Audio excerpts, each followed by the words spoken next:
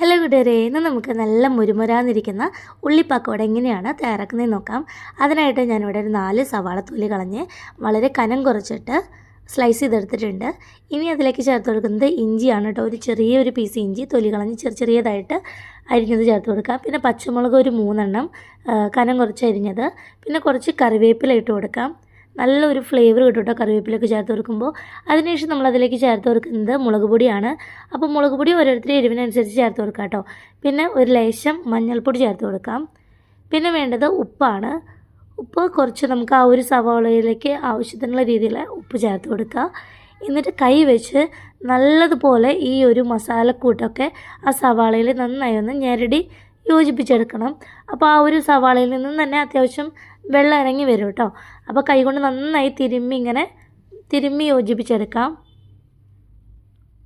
അങ്ങനെ നമ്മൾ സവാളയും ആ ഒരു മസാലക്കൂട്ടൊക്കെ നന്നായിട്ടൊന്ന് തിരുമ്മി യോജിപ്പിച്ചെടുത്തിട്ടുണ്ട്.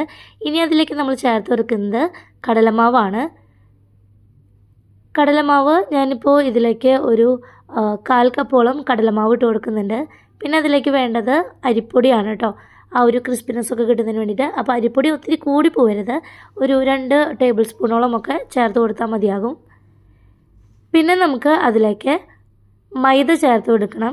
മൈദ ഞാനിവിടെ ഒരു 2.5 ടേബിൾ സ്പൂണോളം ചേർത്ത് കൊടുക്കുന്നുണ്ട്. പിന്നെ നല്ലൊരു ഫ്ലേവറിന് വേണ്ടിയിട്ട് കായത്തിൻ്റെ പൊടി ഒരു 3/4 ടീസ്പൂൺ ചേർത്ത് കൊടുത്തു.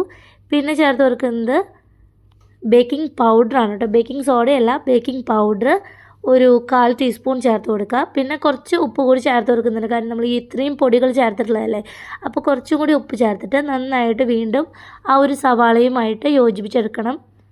അങ്ങനെ യോജിപ്പിച്ചെടുത്തതിന് ശേഷം നമുക്കതിലേക്ക് കുറേശ്ശെ ഒന്ന് വെള്ളം ഒഴിച്ച് കൊടുക്കാം.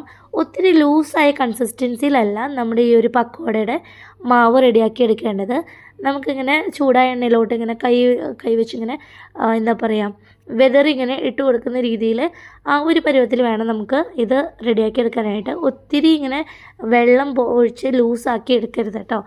അപ്പോൾ അതാ കുറേശ്ശെ വെള്ളം ഒന്ന് നനച്ച് ആ ഒരു മസാല ചെറുതായിട്ട് നമ്മുടെ ആ ഒരു സവാളയിലൊക്കെ പിടിക്കുന്ന രീതിയിൽ ഒന്ന് യോജിപ്പിച്ചെടുക്കുകയാണ് വേണ്ടത്. അപ്പോൾ ഞാൻ കുറേശ്ശെയായിട്ട് വെള്ളം ഒന്ന് ഒഴിച്ച് ഇതുപോലെ നന്നായിട്ടൊന്ന് മിക്സ് ചെയ്തെടുക്കുന്നുണ്ട്. അങ്ങനെ നമ്മുടെ പക്കോടയുടെ ആ ഒരു മിക്സ് റെഡി ആയിട്ടുണ്ട്.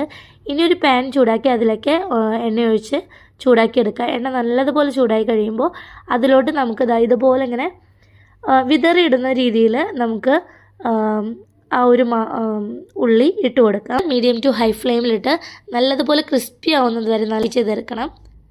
അപ്പോൾ നല്ല ട്രൈ ചെയ്ത് നോക്കിയിട്ട് ഫീഡ്ബാക്ക് അറിയിക്കണേ. Thank you.